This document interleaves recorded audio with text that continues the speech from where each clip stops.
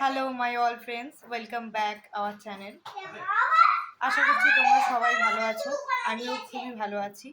আজ অনেক দিন পর আমি ব্লগে আসছি। কেন বলো তো, আমার ডেলি রুটিন খাওয়া, শোয়া, রান্না করা এইসব ছাড়া আর কিছুই নেই। সেই কারণের জন্য আমি এতদিন ব্লগে আসিনি। আর তোমাদের একঘেয়ে ব্লগ হয়তো আশা করি ভালোও লাগে না। সেই কারণের জন্য যখন কোথাও যাই সেই বিষয় নিয়ে আমি ব্লগে আসি। তো আজকে আমরা যাচ্ছি আমাদের এখানে সোদপুরে। তো নতুন ডিবাপি লঞ্চ হয়েছে। তো যাই, ওখানকার মেনু টেস্ট করে দেখি আর তোমাদের সাথেও শেয়ার করব। তো সঙ্গে থাকো আর চলো যাওয়া যাক। এসে গেছি ডিবাপি রেস্টুরেন্ট অ্যান্ড ক্যাটারার। চলো এবারে ভিতরে যাওয়া যাক।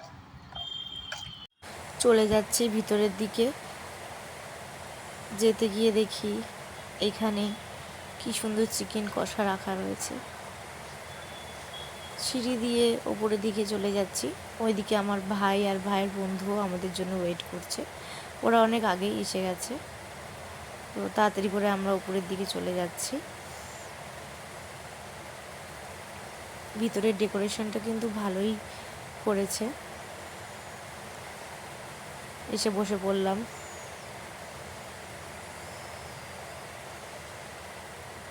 এদিকে এরা দুজন অনেকক্ষণ দিয়ে আমাদের জন্য ওয়েট করছে।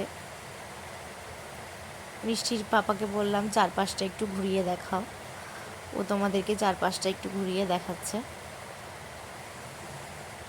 যখন এলাম তখন অতটা তো ভিড় ছিল না, বাট যখন বেরোচ্ছিলাম মানে বাড়ির দিকে রওনা হচ্ছিলাম তখন দেখি রেস্টুরেন্টে অসম্ভব ভিড়। এদিকে আমাদের প্রথম অর্ডার এসে হাজির।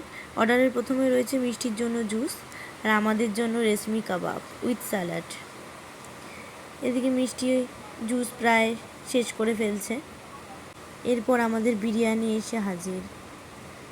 বিরিয়ানিটা দেখতে কিন্তু সেই ছিল, অসাধারণ একেবারে। আর সাথে রয়েছে মাটন কিমা। এরপরে খাওয়া দাওয়া কমপ্লিট করে বাইরে বেরিয়ে সবাই মিলে একটা সেলফি তুলে নিলাম।